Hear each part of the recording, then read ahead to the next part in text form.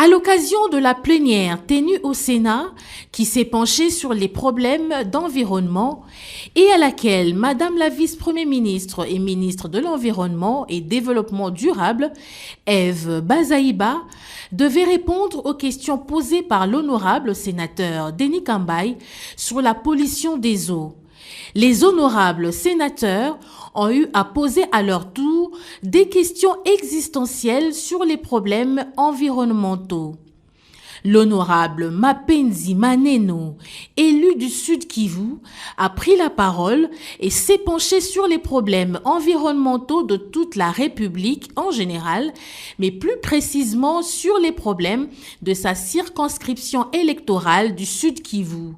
Il a parlé en ces termes. Honorable Président, je voudrais commencer par montrer que notre environnement se détruit du jour au lendemain, par des éboulements, par des inondations, par l'insalubrité, que ce soit à Kinshasa, même dans les provinces.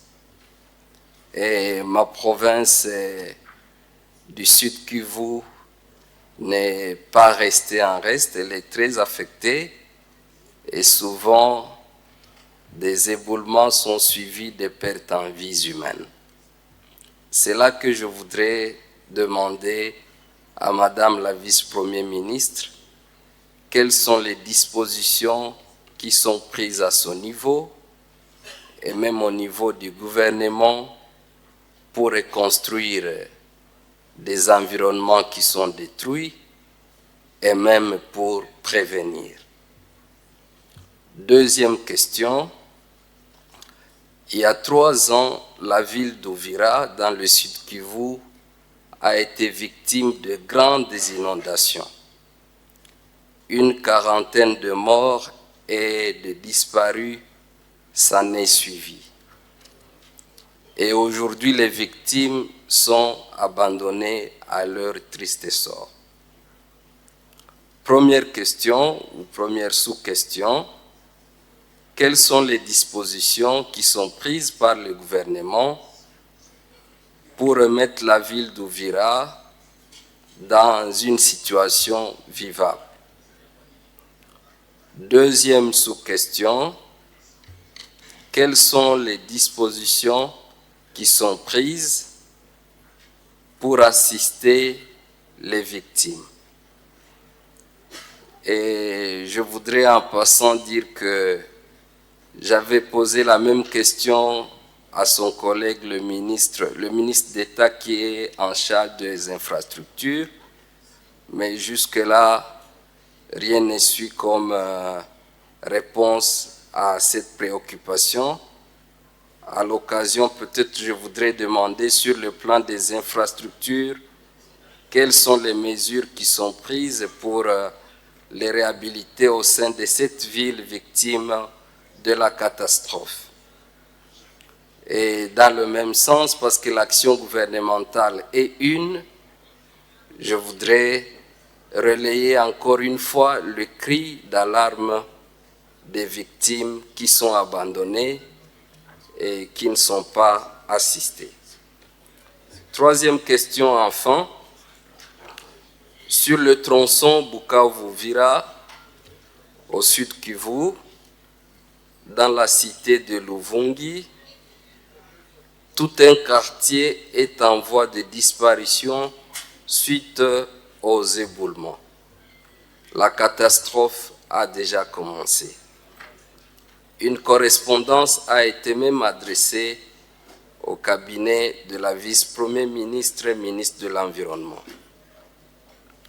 C'est dans ce sens que je voudrais demander à la vice-première ministre s'il n'y a pas moyen d'aider cette population-là pour arrêter cette catastrophe qui est en train d'avancer et qui expose la vie de tout un quartier à la mort, dans le sens de dire est-ce que notre gouvernement ne prévient-il pas certaines situations, parce que parfois on attend gérer la catastrophe, gérer les pertes, au lieu de prévenir.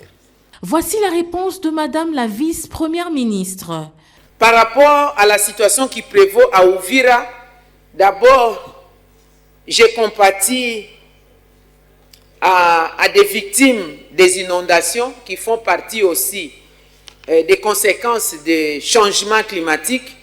Pour Uvira et le Sud Kivu dans son ensemble se trouve dans les programmes de reboisement. La seule solution, c'est le reboisement pour lutter contre les érosions par rapport à la gestion de la situation actuelle.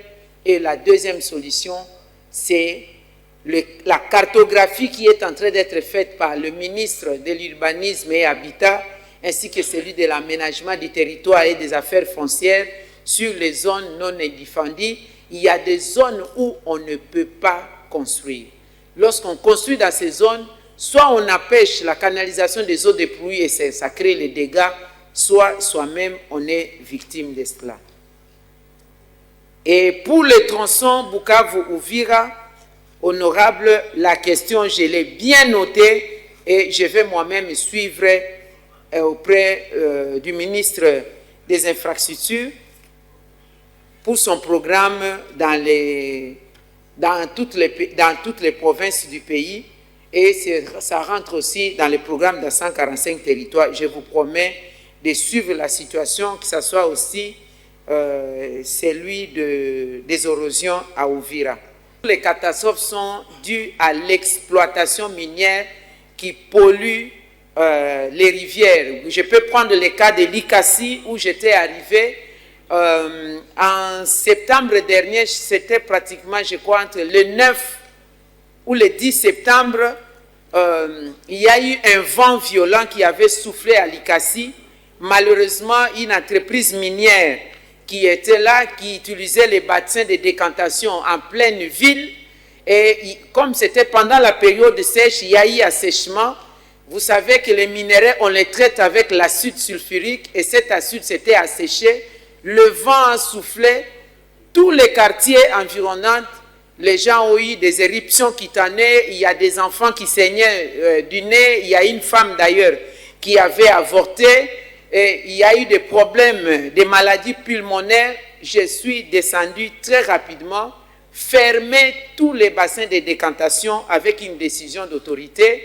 Et à la place, nous avons procédé au reboisement. C'était 4 bassins de décantation qui étaient environ dans plus de 10 hectares, 10 à 15 hectares, que nous avons commencé à planter les arbres. Aujourd'hui, la situation évolue. On leur a demandé d'aller dans les bassins de décantation ailleurs, et nous avions exigé à cette entreprise-là le dépistage systématique de toute la population.